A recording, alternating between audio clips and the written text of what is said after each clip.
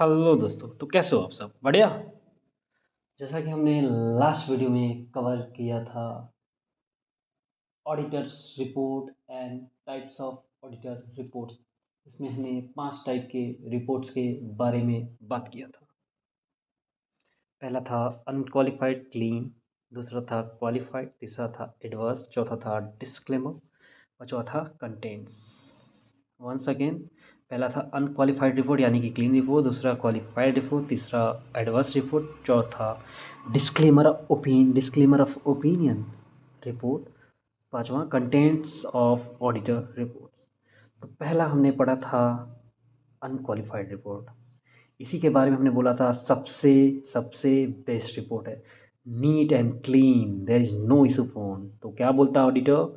Auditor बोलता है no issue found, मतलब रिकॉर्ड्स सही है, फेयर है, एक्सेप्टेबल है।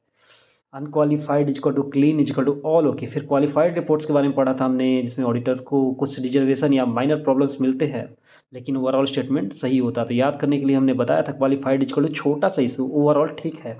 फिर रिवर्स रिपोर्ट के बारे में हमने बात की थी। ऑडिटर बोलता है कि financial statements are misleading, financial statements are misleading, misleading statements है, ठीक है। ये सबसे डेंजरस रिपोर्ट होती है, ये तब आती है जब मेजर फ्रॉड और एरर मिलता है। याद करने के लिए adverse equal to big problem, झूठ पकड़ा गया, ठीक है। फिर डिस्क्लेमर ऑफ ओपिनियन रिपोर्ट्स हमने बात की थी। ऑडिटर बोलता है कि ओपिनियन देना पॉसिबल नहीं है, नो ओपिनियन इज पॉसिबल, क्योंकि एविडेंस नहीं मिला या मैनेजमेंट ने कोऑपरेट नहीं किया। फिर हमने इसको याद करने के लिए बोला था कि disclaimer is equal to no opinion because no evidence, disclaimer is equal to no opinion because no evidence. फिर कंटेंट्स ऑफ ऑडिटर रिपोर्ट्स पढ़ा था, जिसमें कि इंक्लूड होता है ओपिनियन और scope of audit, basis of opinion, auditor's responsibility. फिर से सुनो, opinion, scope of audit, basis of opinion, auditor's responsibility, ये 4 चीज़ें इंक्लूड होती हैं contents of auditor report. This is it, okay. Hope चीज़ें समझ में आई होंगी। एक बार फिर से सुनना है, सुन लो। अनक्वालिफाइड, अनक्वालिफाइड मतलब क्लीन, नो इशू। क्वालिफाइड मतलब माइनर रिजर्वेशन। एडवर्स मतलब मिसलीडिंग स्टेटमेंट। डिस्क्लेमर मतलब opinion not possible, lack of evidence, due to lack of evidence. Content मतलब ओपिनियन, स्कोप, बेसिस, रिस्पॉन्सिबिलिटी। ये 4 चीज़ों के बारे में बात होती है। So this is about revision crux of what, बताओ? Auditor reports, type of auditor reports और डेफिनेशन वंस अगेन सुन लो। डेफिनेशन है ऑडिटर रिपोर्ट्स का, ऑडिटर रिपोर्ट्स एक ऑफिशियल कम्युनिकेशन होता है जो ऑडिटर स्टेक होल्डर को देता है। किसको देता है? ऑडिटर रिपोर्ट्स ऑडिटर बनाता है, स्टेक होल्डर को देता है। ये एक ऑफिशियल कम्युनिकेशन होता है, इसमें ऑडिटर अपनी ओपिनियन देता है। ऑडिटर रिपोर्ट्स में सबसे बड़ी चीज़ ये याद रखना है, ऑडिटर अपनी ओपिनियन देता है कि फिनेंशियल स्टेटमेंट ट्रू फेयर है या नहीं। क्या ओपिनियन देता है ऑडिटर रिपोर्ट्स में ऑडिटर? कि financial statement true and fair है या नहीं। तो चलो, सब चीज़ कवर कर लिया हमने, टाइप्स भी कवर कर लिए, डेफिनेशन भी कवर कर लिए। तो अगर वीडियो थोड़ा सा भी अच्छा लगा हो, सेशन थोड़ा भी अच्छा लगा हो, तो वीडियो को लाइक करिए और सब्सक्राइब तो ज़रूर करिए, प्लीज़ सब्सक्राइब इट। हमें भी मोटिवेशन मिलता है और वीडियोज़ बनाने के लिए, जल्दी जल्दी वीडियो डालने के लिए। हम और रिस्पॉन्सिबल फील करते हैं आपके टुवर्ड्स, डिमांड आपके फुलफिल जल्दी जल्दी करते हैं। तो डिमांड करिए यार, डिमांड करिए, आपको क्या चाहिए, हम चीज़ें करते हैं आपके लिए, ठीक है। तो वीडियो को लाइक करिए, सब्सक्राइब करिए और शेयर करिए, शेयर करिए जितना पॉसिबल हो आप। चलिए मिलते हैं फिर नेक्स्ट वीडियो में एमसीक्यू प्रैक्टिस के साथ, और रिटेन करते हैं, माइंड में इंफॉर्मेशन को डाल देते हैं कि निकले ना वो, एग्जाम में देखते ही चमक जाए और आप ऑप्शन यू मार्क करें कि विद इन सेकेंड, कि आपके पास टाइम बच जाए एग्जाम में, ऐसा पढ़ेंगे, ठीक है।